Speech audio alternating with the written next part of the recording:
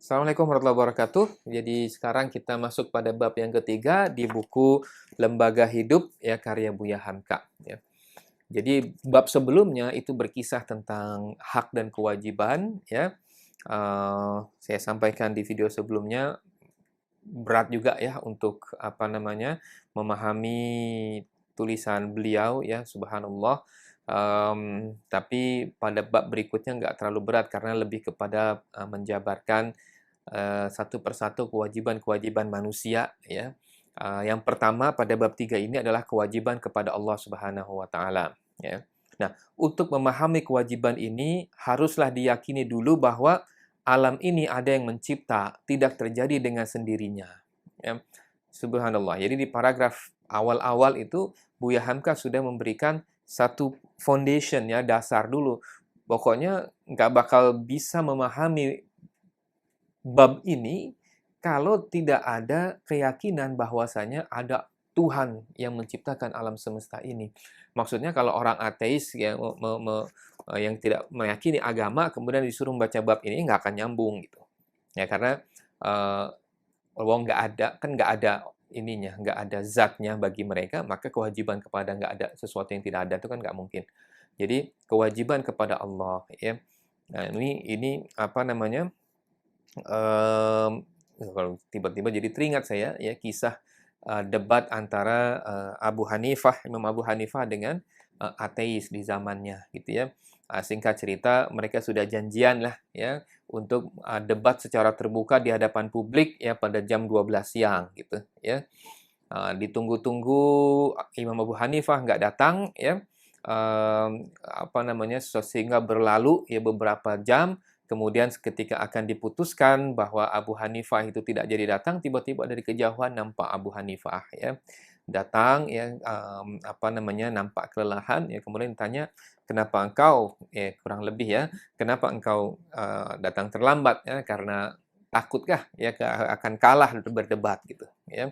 Nah, Abu Hanifah kemudian menjelaskan bahwasanya dia sebetulnya sudah bisa datang on time, tapi tiba-tiba di tengah jalan, ya, dia melihat ada kayu yang jatuh sendiri. Ya, jadi pohon besar itu jatuh sendiri. Ya. Setelah dia jatuh kayu pohon besar itu, ya, kayu pohon besar itu kemudian kayunya terbelah-belah sendiri. Ya. Kemudian beliau menceritakan dengan excited, yang terbelah-belah sendiri. Begitu terbelah-belah sendiri, kayu tersebut kemudian tiba-tiba bergerak sendiri ke arah sungai, kemudian mengalir sendiri. Ya. Ketika mengalir sendiri sampai di hilir sungai itu, ya kemudian kayu itu merubah dirinya sendiri menjadi sebuah alat-alat yang bisa dipergunakan oleh manusia. Ya.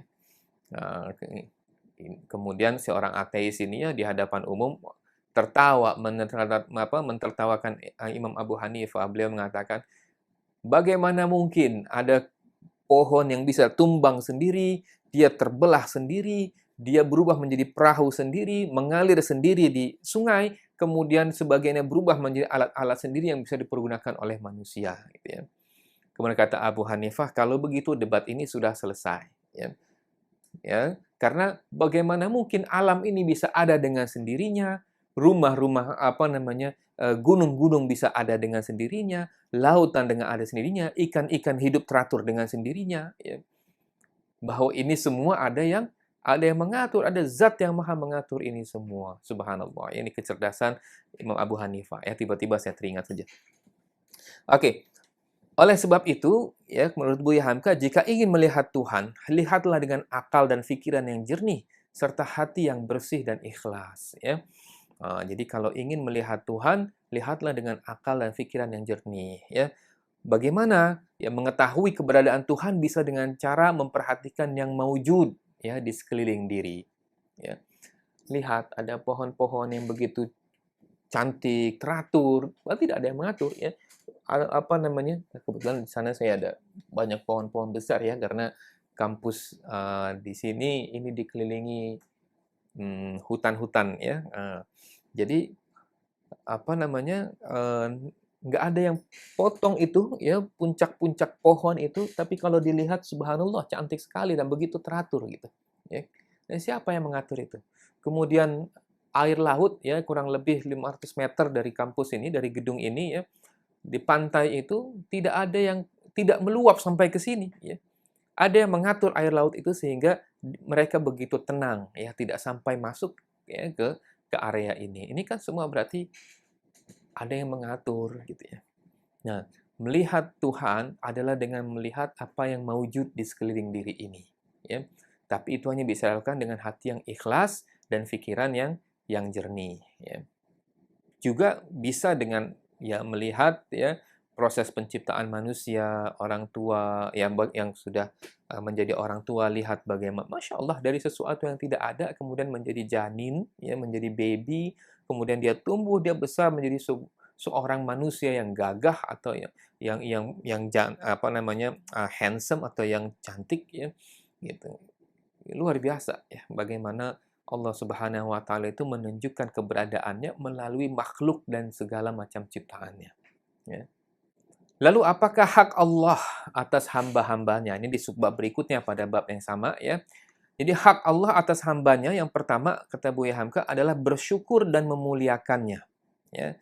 Bersyukur dan memuliakan Allah Subhanahu wa taala ya, tanpa memperdulikan omong kosong orang-orang yang telah sesat jalannya atau mereka yang telah berbuat zalim ya.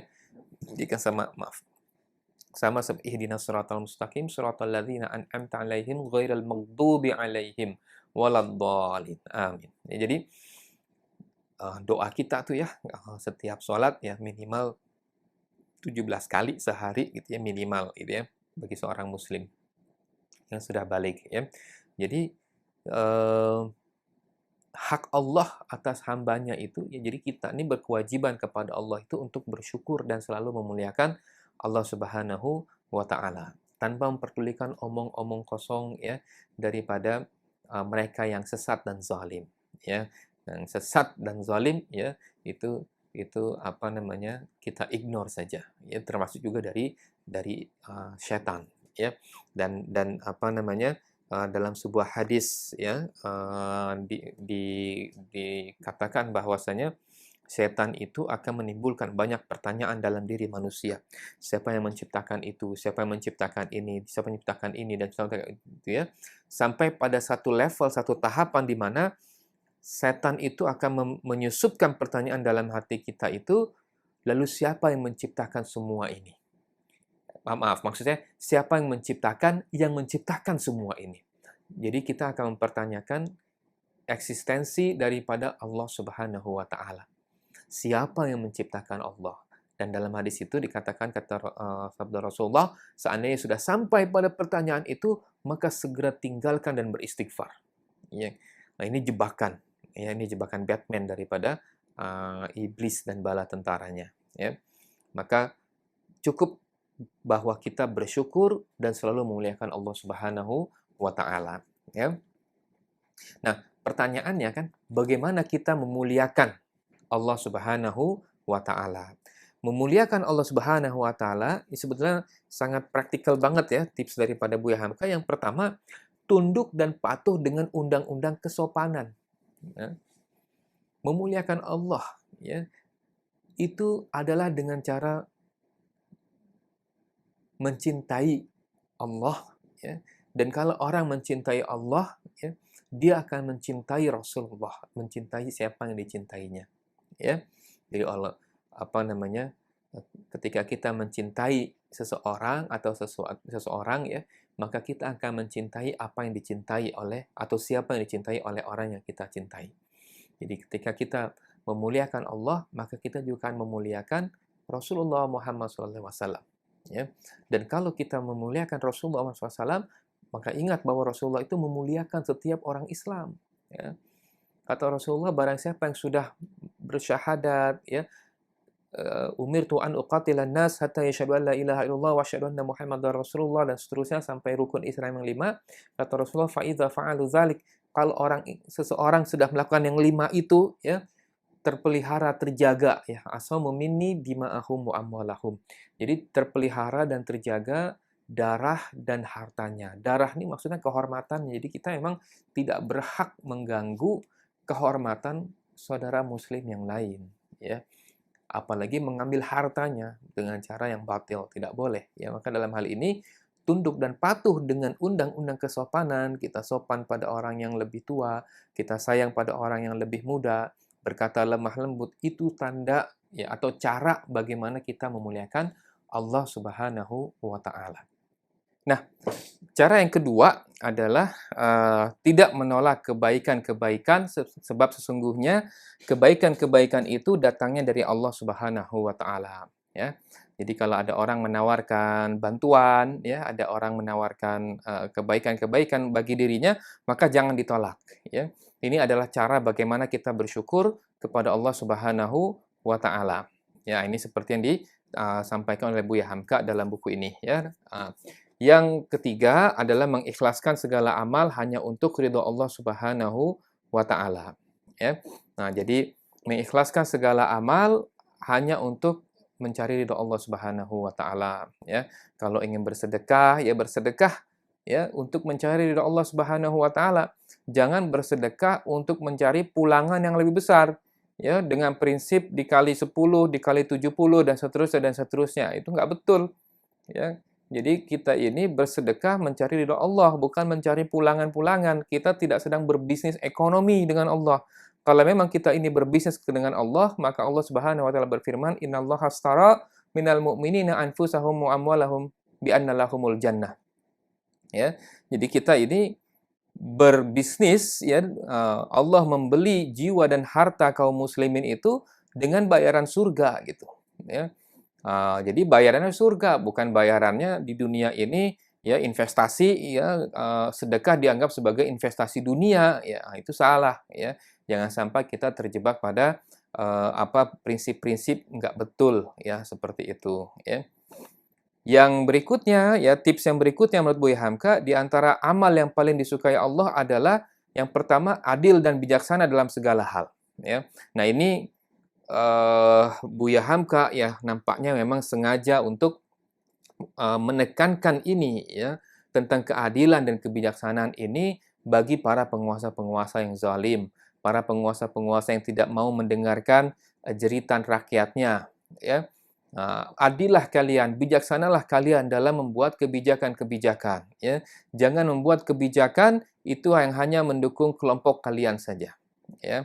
Nah, ini perlu diperhatikan, ya. Karena ini adalah amal yang paling disukai Allah Subhanahu wa taala kepada dari seorang pemimpin, ya, dari para pemimpin. Sedangkan masyarakatnya ya berjalan lurus dan berkata benar, ya. Nah, masyarakatnya juga jangan kesukaannya ya atau kesenangannya itu adalah membuat dan menyebarkan hoax ya, berita-berita yang membuat ricuh suasana masyarakat itu, ya. Nah, jadi ada dua di sini ya seperti yang ditulis dalam Buya Hamka. Amal yang paling disukai Allah yang pertama adil dan bijaksana, ini emphasize-nya untuk para pemimpin. Dan yang kedua berjalan lurus dan berkata benar, ini untuk para rakyatnya, ya. Jadi kalau rakyatnya saja sudah salah, bagaimana bisa meluruskan yang pemimpinnya, ya. Nah, ini nampaknya sih ini yang coba diingatkan oleh Buya Hamka, ya. Jadi para pemimpin itu harus adil dan bijaksana dan rakyatnya itu harus berkata benar dan berjalan lurus sehingga semuanya akan seimbang, ya. Nah, Hamka juga membantah pandangan-pandangan para filsuf di bagian akhir dari buku ini ya, yang menerjemahkan Tuhan sesuai keinginan mereka. Jadi dikutip ya sini tulisan Hamka mengutip beberapa penjelasan para filosof-filosof ternama dunia ya, baik yang tempo dulu ya maupun yang kontemporer terkait dengan definisi mereka tentang Tuhan. Itu semua dibantah oleh Buya Hamka dan Buya Hamka juga mengatakan bahwa obat ya daripada penyakit-penyakit filosofi, filsafat yang menyeleweng seperti ini ya, yang melenceng seperti ini adalah pengajaran syara. Maksudnya dikenalkan tentang Islam dan syariat Islam itu, ya. Wallahu a'lam bishawab. Ya mungkin banyak kesalahan atau kekurangan di sana sininya. Saya mohon maaf ya. Billahi taufik. Wassalamualaikum warahmatullahi wabarakatuh.